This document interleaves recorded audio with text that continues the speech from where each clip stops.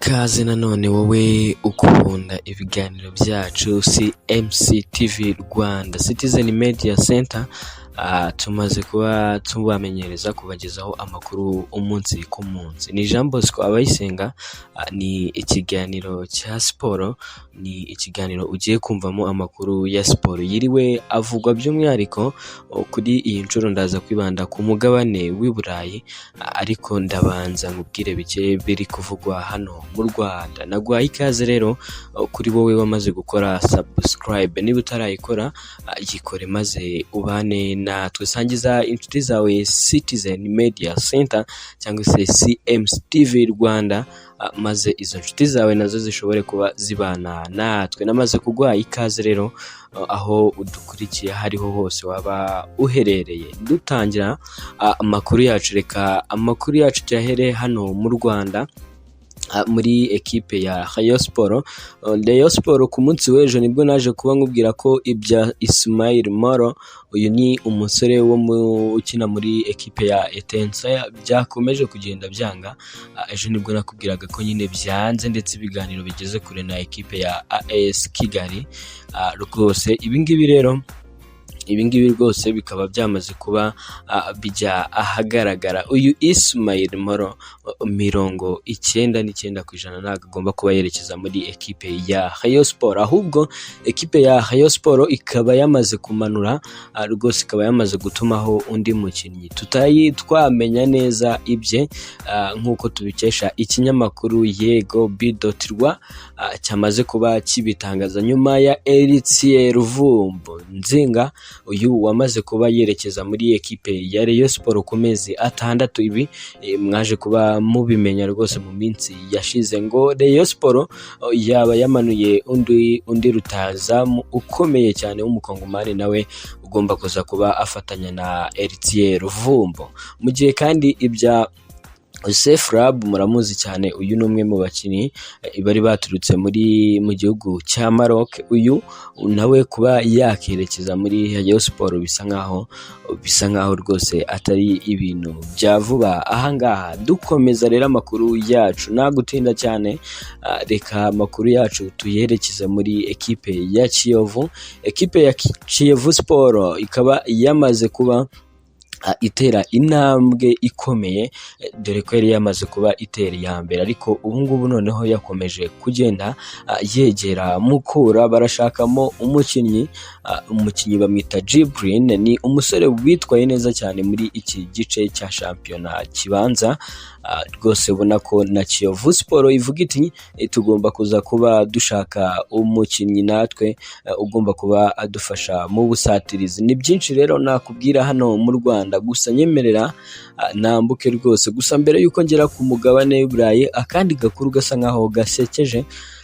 Ku munsi w'ejo nibwo naje kuba nkubwira ko uyu mutoza bamwita Robert Nyokonkaruves de Carmo, uyu nguyu rwose akaba yaramaze gushyira umukono ku masezerano muri ekipe ya Simba Sport Club avuye muri Vipers yo mu gihugu cya Uganda. Iyi si inkuru rero kuko nari namaze kuba mbigutangariza, ahubwo inkuru ihari ni iyihe? Inkuru ihari nuko abantu benshi by'umwihariko abafana n'abakunzi ba Rayonsport n'abandi banyarwanda bose muri rusange bafashe uyu mutoza bamugira urwamenyo. Bati rero byagenze bite? Uyu mutoza yagaragaye ari gushyira umukono ku masezerano yambaye imyenda imeze 100% nk'iyo yajyaga yambara ubwo yatozaga Rayonsport, ndetse ntibatinya kuvuga ko ari imyenda bigaragara nkaho yashaje. Ibi ni bimwe nyine mu bintu abakunzi ba Rayonsport n'abandi bose muri rusange bamuzi atoza hano mu Rwanda bagiye bavugaho rwose, ariko nyine aba ari agaciye mu kumugabane w'i Burayi. Ni shampiyona y'igihugu cy'Ubwongereza. Ku munsi w'ejo mu ijoro ryakeye nibwo yazaga kuba ikomeza. Ekipe ya Arsenal yaje kuba igwa miswi na ekipe ya Newcastle United. Ni umukino wari ukomeye, ni umukino waranzwe n'amakarita menshi ku mpande zombi, dore ko ni umwe mu mikino rwose Arsenal yakinnye gusa inanirwa kuba itsinda. Mu magambo ye umutoza Mikel Arteta yavuze ati rwose nishimiye abasore banje, nishimiye imbaraga bari gushyiramo, rwose ubushake mu gutsinda byose, rwose mfite ishimwe cyangwa se newe ishema no kuba mfite ekipe nk'iyi ngiyi. Ati twakabaye kuba twahawe penalty ebyiri gusa nyine ntabwo twazihawe. Ati sinshaka kubivugaho cyane gusa nyine nuko byagenze. Ati ariko icy'ingenzi ni ekipe ifite ubushobozi bwo gutsinda imikino ikurikiyeho, akaba ariyo tugiye kugenda kuba dutegura. Newcastle United ni imwe mu ma ekipe yagiye agorana cyane muri iki gice kibanza cya shampiyona, dore ko ubu ku munsi wa 18 wa shampiyona Newcastle United ikaba ihagaze ku mwanya wa gatatu n'amanota 35. Arsenal yagumye ku mwanya wa mbere n'amanota 48, rwose aho iri kurusha nyine ekipe ya gatatu ndetse n'iya kane Manchester United amanota 9. Nyikubwira Manchester United rero nayo yari yaje kuba yakira ekipe ya Bournemouth.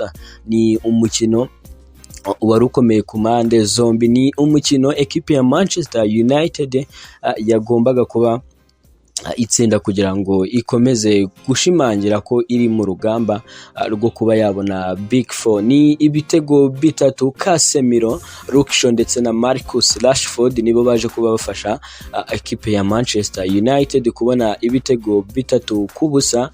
Ubona ko byari ibintu bitoroshye. Ekipe ya Brighton Hove and Albion yari yaje kubitsindwa na Arsenal mu minsi yashize, ndavuga muri weekend, yaje kuba ifata ekipe ya Everton igitsinda ibitego 4 byose ku gitego kimwe. N'indi mikino myinshi gusa ikindi wamenya hariya ku mugabane w'i Burayi nuko kuri transfer ku munsi w'ejo ninaje kuba nkubwira kuri transfer y'umusore Mikhail Modric. Ni umusore w'umunya Ukraine ukina muri Shakhtar Donetsk, uwitwara neza ku buryo butangaje. Numwe mu basore ibisabwa byose ku byo kwerekeza muri ekipe ya Arsenal ibimureba ku giti cye akaba yaramaze kuba abyumvikanaho na ekipe ya Arsenal. Ni contrat y'imyaka 5 agomba kuba asinya, ariko ikibazo gihari abakunzi ba Arsenal aka kanya bamaze kuba bagirira impungenge uwo bita Fabrizio Romano. Uyu ni rwose